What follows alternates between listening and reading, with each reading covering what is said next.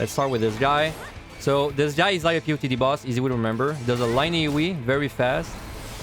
Untelegraphed. You cannot LOS this again, because it's a line. And then he does a circle, which is easy to avoid. But the line AoE is very fast. He's gonna do the line AoE. I'm gonna leave him alive. He's gonna do it really fast. See? Right after. This guy does nothing. He does a circle and a cone. I believe maybe both are untelegraphed. No, the circle is telegraphed. I think the cone might be untelegraphed.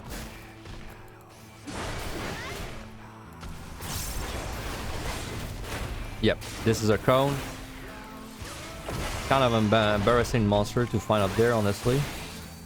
Okay, that monster is important. Also, it's one of the rare monsters that actually shows up on every single floor of that set. He will never stop spawning. He does a line AoE against, you can't LOS it. Dark Vision, that's line AoE. And that's all he does until you kill him. When you kill him,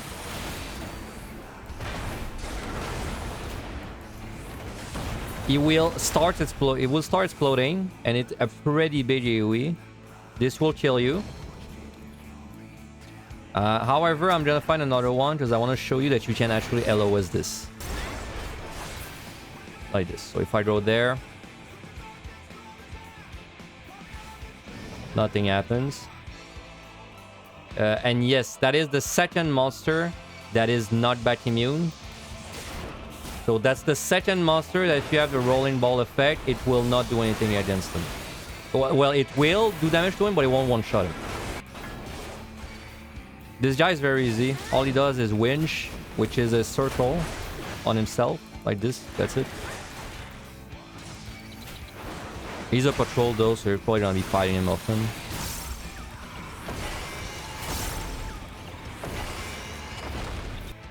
Alright, new monster. So this guy is like the Humbaba, the guy that does the punches is the same, except this one does a little difference.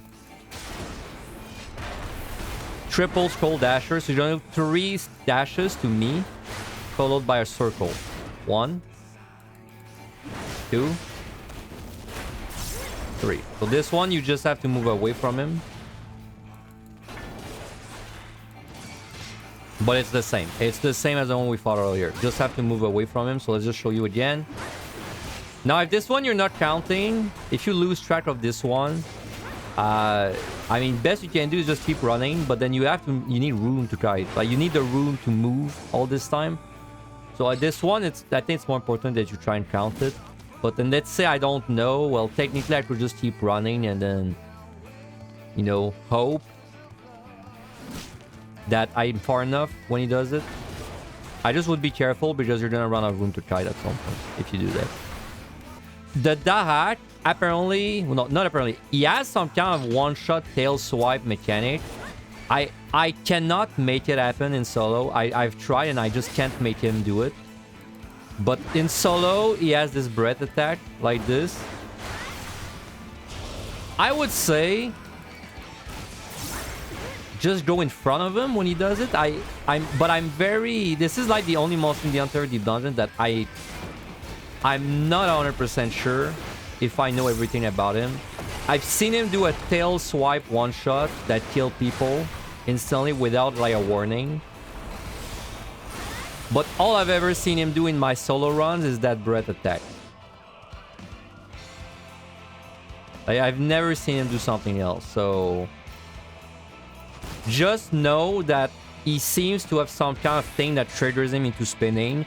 It might just mean literally like it only does it if there's people with you.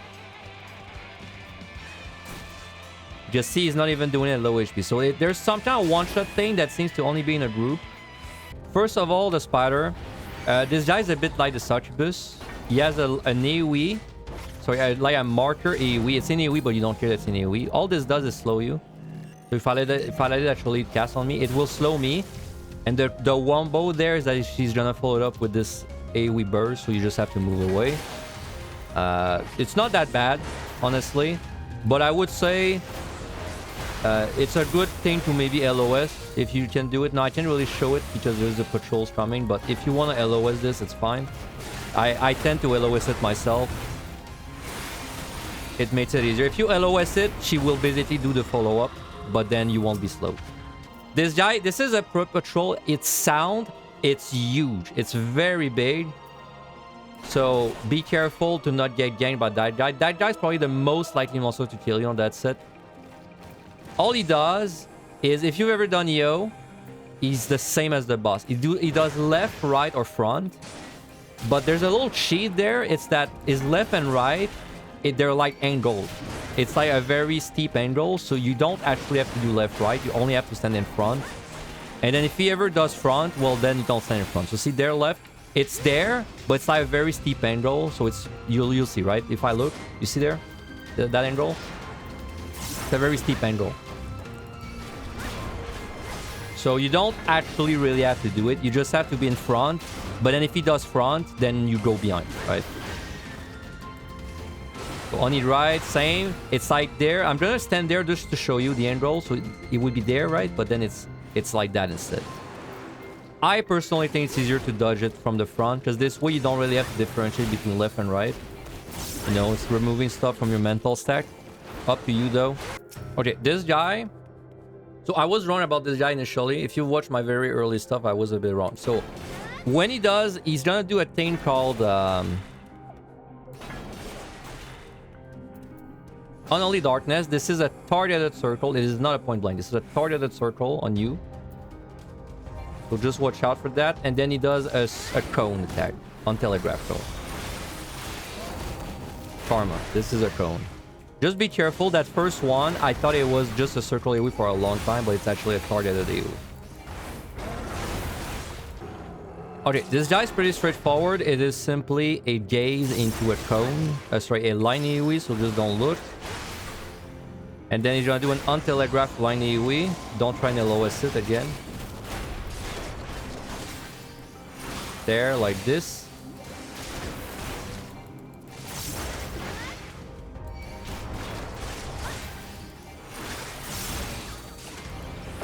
So again, there's gonna be a gaze. And whenever he's gonna do line AoE, I don't know if he would actually do it from that distance, but just be ready to avoid it. You can't LOS it.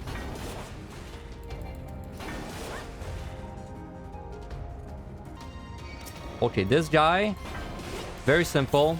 All he does is a cone. That's it. That's all he does. Untelegraphed cone.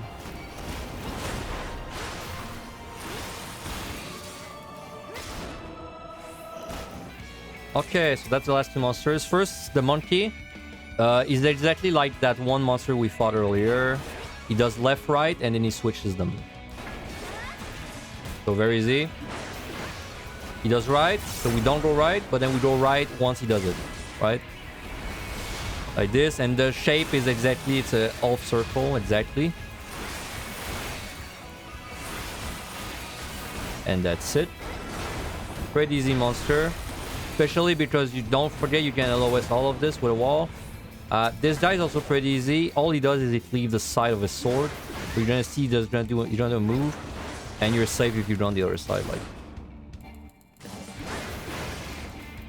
So first of all, I will say this is a dead zone. If you jump down, you are dead. That includes when you kill the boss. If I tested that, if you jump down when the boss is dead and you cleared, that's like you're done, you still die. So don't, it's not a good time to do your Dragoon backdash, okay? Okay, so you see these puddles on the ground. There's white and dark puddles, and then you see the boss. There's the girl and the guy. The girl is, you know, she's pure, she's white, and then the guy is black. He's darkness. So you want to be the opposite element to do damage to them. So if I want to attack this one, I need to be dark. And then if I want to attack this one, I need to be light. Now another thing is the debuff that you get. You can't right click this, right? When I step in this, I get a debuff. If this debuff ever hits 0, you die. Basically you die. This is not likely to matter, but you should kind of keep it in mind. Also, this one does a little bit of damage to you. It's insignificant. It's not really significant though. And the light one does not do damage to you. Just keep in mind, if it ever is 0, you would die. But it's the way the fight works, it's unlikely you would really reach that point unless you disrespect every mechanic and face tank everything. Now, specifically, if you have a Bard, there's something there that's special about her is whoever you attack first, she will basically lock onto that target and damage it. She doesn't care about the elemental switch at all. And the way she works is she puts a powerful dot on both. The dot will damage both quite heavily. So it depends on the job, but it's likely that the HP are going to become kind of equal as long as you put her on something, but then you yourself target the other one. So when the fight starts, I'm going to sack her on, let's say, the darkness guy. Well, let's say the light girl. I'll put her on the light girl, and then I will myself be focusing my effort on the darkness guy. And they will mostly be the same HP. And the reason that we want them to be the same HP is because if they get a difference that's too big, I believe it's around 20 to 25%, then they start getting a stacking health regen and a stacking damage buff. Which if they start getting it, you can fix it. Like if you just get their HP back close, it will remove these. But it will be bad if you just keep doing damage and then one of them becomes like 40% lower than the other, right? They have to die, not at the same time, but they have to be kind of like, you know, within, let's say, 10% of each other, preferably. But with Bard, you don't really have to overthink it too much. So again, as I said, I'll go Dart. I'll just put my Fairy on this one. Use Steel. So I'll put my Fairy on this one. I will myself attack the Darkness guy. First mechanic is 2 things at once. It's a side or middle plus a move or don't move. So this one is middle and don't move. It's middle because it's double swords. And it's don't move because it was the chain balls. When it's don't move, it's just movement. It's not attacking. I could still attack. I just can't move. Alright. Now I'm not going to do much damage because I want to explain. Bounds of Sin. Very simple. This brings you to the middle. And there's going to be these circles. If you stand there, you're gonna notice that, oh shit, I'm stuck, right? And then you're gonna get hit. What you're supposed to do is you're supposed to run out. When she does Spine Lash, that's the easiest one. You wanna aim yourself on this yellow line, which aims right between these windows. And then you move. And then it's gonna hit nothing. If you fail this, it's gonna hit the window and it's gonna spawn an ad, which you wanna kill. Alright? But if you just line yourself up on these yellow lines, it's gonna be fine. Abyssal Blaze is probably the hardest one. You will open a portal up and down or left and right. This one is up and down. So these crystals, they're going to be Heads of Flares going up and down. And then the other one is always the opposite. This one is left and right. So these will be Heads of Flares left and right. So if we look at this, up and down, left and right, we know the safe spot is bottom left. Drainator, you need to be the opposite of whichever one's casting first. So there we need it to be Dart, and there we need to be light. Just like that. Now when the Heads of Flares will actually resolve, they will glow red like this. And then you just have to remember the safe spot. You have to remember the safe spot, and it can be quite a while until this actually resolves, okay?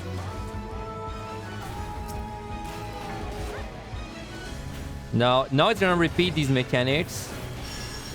So this is just move out as quick as you can. So you just look which circle is first, and you move out like this.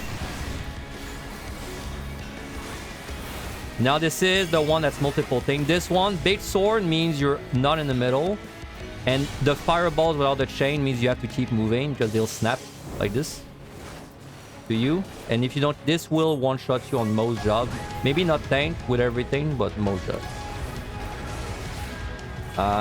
So left and right, because the portal open left and right. So these are Heads of Flares doing left and right. So the way I remember it is it makes the top save. This one is top and down. Top and down. So left, right, top and down. We know the top right is safe. That's our safe spot. We have to remember this.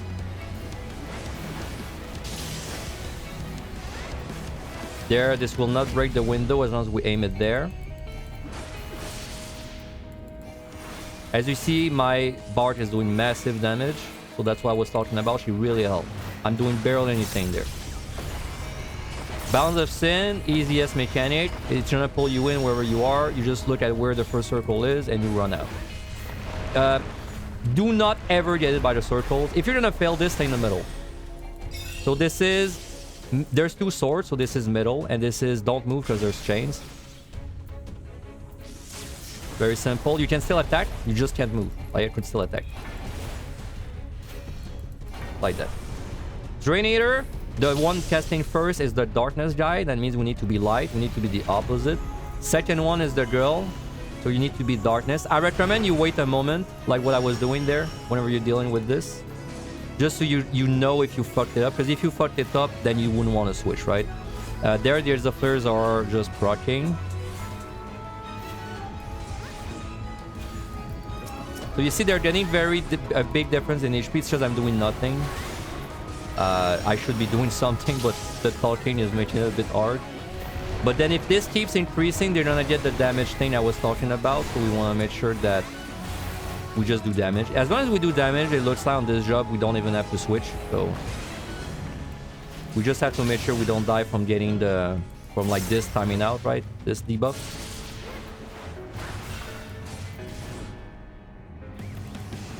At this point, you've seen every mechanic. It's just repeating them.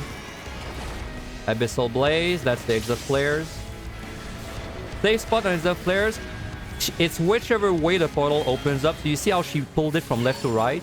So these are going left and right. And you see how she's pulling it up and up, up and down. So these are up and down. Like this. Right? So this is left, right, up, down. So then if you like look at it, the top left is a safe spot. And there we just do the darkness first. We wait, see if we're correct. We're correct. Okay, so then we switch. Just double check, make sure you're right. Like wait a second just to make sure. And then we remember the safe spot from the exit flares is top left, so we just do top left.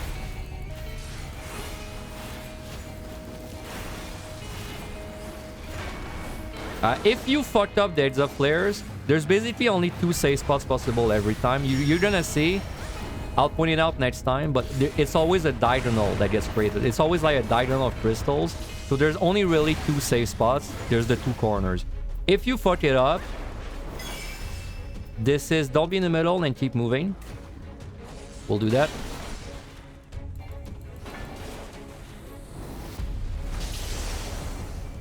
The exit flares, there's always only 2 safe spots, so I'll show you there. This is left and right. So the first set is left and right. So we know this whole bottom is not safe. And then this is top and down. It's always in a diagonal, so this is going to be there, right? So the safe spot could only be bottom left or top right. But we know it's top right because we know it's left and right and top and down. So this is a safe spot. But if you fuck it up, it will be very obvious that you fucked it up because everything's going to be flying towards you. So if you're a tank or you have a poison berry, you could use it, okay? Like it's going to be very obvious you fucked it up. Like everything's going to be flying to you.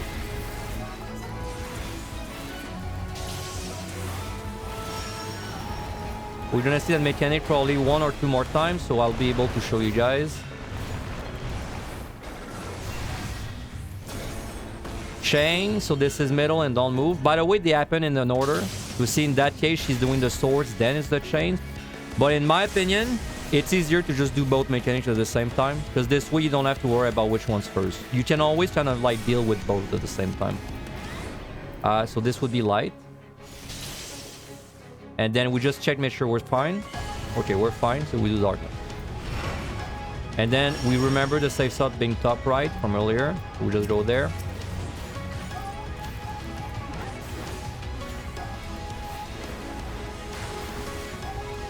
Okay, and we're gonna do this one more time, probably 1 or 2 more times. We're gonna see the exit flares.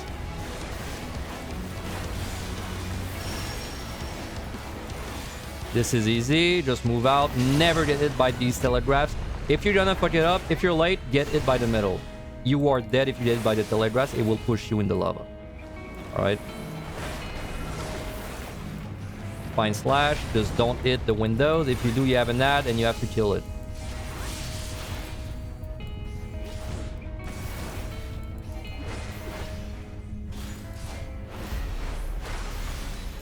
Abyssal Blade. Okay, so pay attention. You see the portal? Up and down. She's pulling it up and down. So that set is up and down. These are walking up and down. This set, she's pulling the portal left and right. So this set of crystal is left and right. So then if we look at this, up and down, left and right, the only safe spot is this.